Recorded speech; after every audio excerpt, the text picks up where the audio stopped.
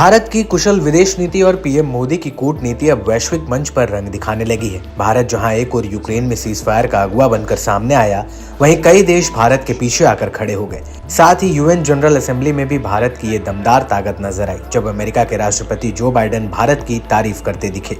अगले ही दिन इसी मंच से चिली के राष्ट्रपति ने भारत को यूएन का स्थायी सदस्य बनाने की मांग कर डाली।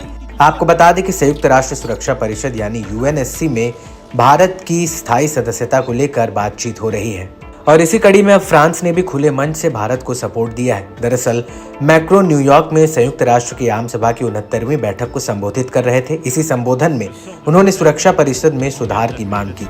इस दौरान उन्होंने भारत, ब्राजील और जापान को सुरक्षा परिषद का स्थायी सदस्य बनाने की अपील की। मैक्रोन ने कहा, भारत, जापान और ब्राजील को संयुक्त राष्ट्र सुरक्षा परिषद का स्थायी सदस्य बनाया जाना चाहिए।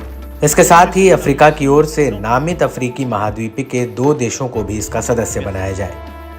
As I reiterate here, is in favour of the Security Council being expanded. Germany, Japan, India, Brazil should be permanent members, much like 2 countries that Africa will decide to represent them. These new elected members will also need to be accepted, but the reform of the composition of the Security Council is not sufficient alone to make it more effective.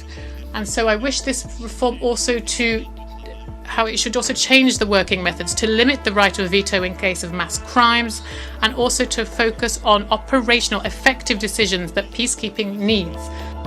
Macron ने जोर देकर कहा कि चीन, France, रूस, Britain और America को ही स्थायी सदस्यता मिली हुई है, लेकिन अगर हमें और आगे बढ़ना है तो कई और देशों को भी हमें इसमें जोड़ना होगा। बता दें कि मौजूदा समय में सुरक्षा परिषद में 5 स्थायी सदस्य हैं, जिसमें रूस, ब्रिटेन, चीन, फ्रांस और यूएस शामिल है। वहीं 10 अस्थायी सदस्य हैं, जिसमें भारत भी शामिल है। पिछली बार 2021-22 में संयुक्त राष्ट्र की उच्च परिषद में भारत अस्थायी सदस्य के रूप में हिस्सा लिया था।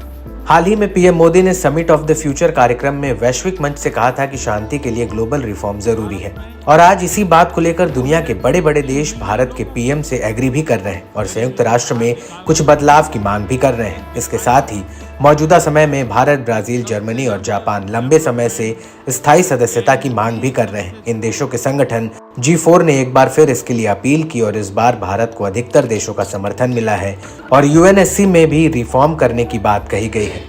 अमेरिका, फ्रांस समेत कई स्थायी देशों ने भारत को इस ग्रुप का परमानेंट नंबर बनाने की समर्थन दिया है, लेकिन चीन लगातार इसका विरोध करता है। भारत की दावेदारी के लिए मैक्रो का ये बयान पीएम मोदी के उस बयान के बाद आया है जिसमें उन्होंने संयुक्त राष्ट्र के ही मंच से इसमें सुधार की वकालत की। वहीं कुछ दिन पहले भारत के विदेश मंत्री जयशंकर ने ट्वीट कर इस बात को कहा था। जयशंकर ने अपने एक्स पोस्ट में संयुक्त राष्ट्र को अतीत का कैदी बना हुआ कहा था। भारत संयुक्त राष्ट्र सुरक्षा परिषद में सुधार की मांग लंबे समय से करता रहा है। उसका कहना है कि 15 सदस्यों वाली सुरक्षा परिषद 21वीं सदी तक जरूरत के हिसाब से फिट नहीं है।